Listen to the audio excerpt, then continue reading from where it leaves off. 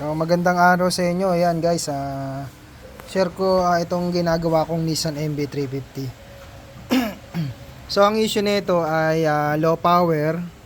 Ayan, ang odo niya is 90,000 na ang tinakbo, 242. Tapos 2020 model. So, ang history nito ay nagpalit ng turbo. At nung nagpalit ng turbo, kasi nasira yung turbo niya eh. Ngayon, nagpalit ng turbo. Nung pagpalit ng turbo, naputol tong turbo actuator. So ito guys, i-share ko sa inyo. Medyo tricky itong pagbabaklas ng actuator ng Nissan NB350 kasi kailangan nyo siyang gamitan ng scanner. So sa scanner, kailangan yung scanner nyo ay mayroong actuation test ng turbo boost control actuator.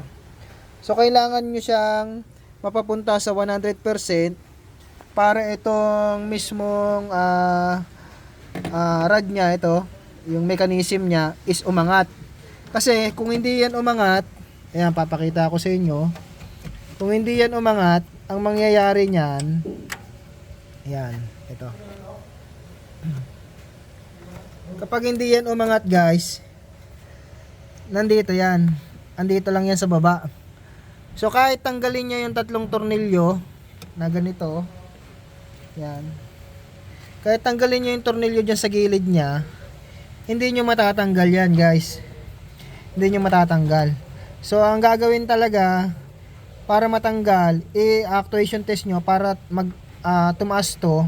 Kasi kapag yan ay hindi nyo in-actuation test, nakaganyan yan, nakakalso po tong actuator na to. So ang tendency, pwede siya maputol kapag napuwersa. So which is yun ang nangyari dito sa NB350 na to. Tapos nung naputol, naghanap si customer ng replacement. Ayan, unfortunately, bumigay din agad yung replacement na nabili niya. Ngayon sa pagtatanggal na ito, ayan, tatanggalin nyo lang naman ito yung nakalagay dito. Tanggal to, ayan. Tatanggalin nyo rin yung itong hose dito, ayan. Tapos meron yan dito na ito. So yan, unahin nyo muna tanggalin to, yung mga tornilyo dito, ayan, ang nakalagay dyan. Luluwagan nyo tong hose na to, ito, kabilaan yan, yan, saka yung ito. Tapos ma-access nyo na to, tatanggalin nyo yung hose dito, yan, itong hose na tong malaki na to, sisikwatin nyo lang yung itong mismong pinakalak nya pataas para mahugot nyo siya dito, kasi dito nakalak yung pinaka mismong alambre. Ayan.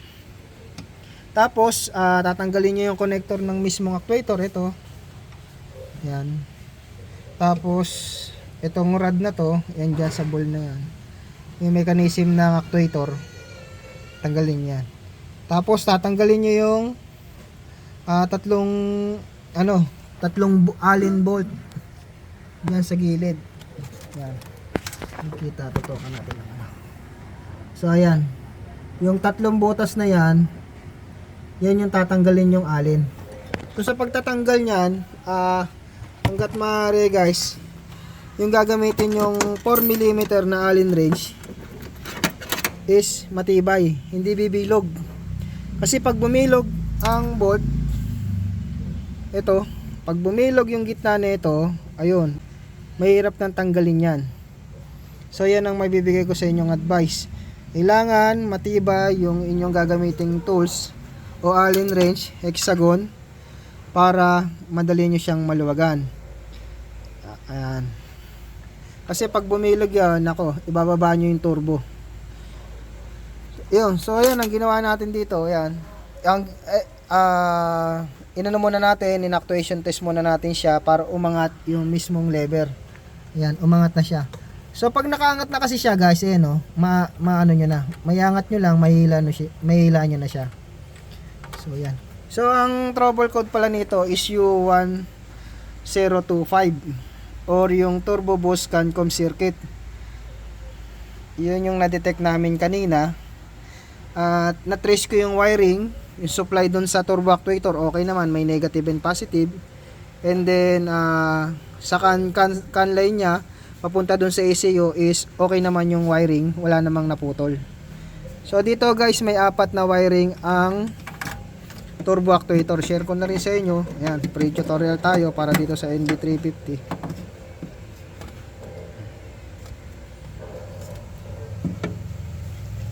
Ayan. Ito guys, meron ditong negative, positive, yung kulay green, positive, yung kulay black, yun yung negative. Ito naman dalawa na to, pink saka blue, yan naman yung can line. So kapag hindi nagpa-function ng normal itong turbo actuator, walang signal na papasok dun sa ECU. Ang mangyayari, magli-limp mode siya. So ang RPM nyo magiging 2000 RPM lang, hindi natataas doon. Which is yun yung nangyari dito sa NB350 ni sir. So yun, ang gagawin namin ngayon is ililipat yung, ito kasi sira na, replacement lang to pero madaling masira. So kung may budget naman kayo, much better kung original na yung bilhin nyo. Kasi mas matibay ang original compare sa replacement. And then yan, ito yung naputol. Yan. Tatry namin ilipat dito kung kakayanin. Yan. Pag okay, yun ang isasalpak namin. So ayan. So ang lalabas dito ay TC bus sensor kapag kayo ay nagda-diagnose nito. So sa pagda-diagnose naman dito, ayan guys, tuturo ko sa inyo. Hanap lang kayo kung may supply, negative, tapos yung can line. Sa can line, medyo mahirap hanapin yung niyan, terminal niyan. Kailangan dulo-dulo kasi yan eh. Pin to pin mo siya itetest para makuha mo kung buo yung linya na pinoprovide o yung voltage signal na binabato ng turbo actuator papunta dun sa ECU. So ayan. So malaking tulong sa inyo to guys, para hindi kayo maging aware kayo sa ganitong nangyari kay sir, na once na magpapapalit kayo ng turbo actuator, hanggat maaari meron siyang scanner na kaya mag-actuate netong turbo actuator. Kasi kung wala, yan, for sure mapuputol tong turbo actuator nyo. What if kung hindi naman pala itong sira, di sira na, papalit na kayo. So ayan, relearn ko na. Ayan, start. Ayan. Ayan.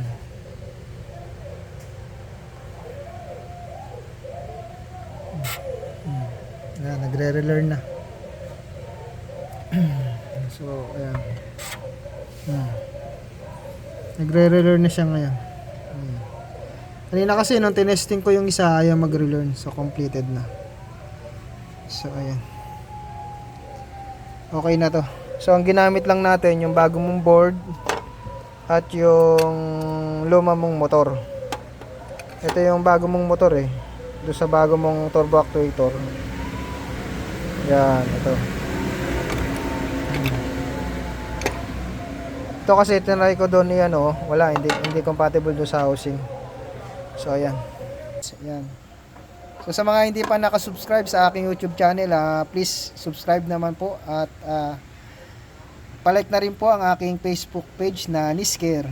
So maraming salamat po, sana may natutunan kayo sa maikling video na ito.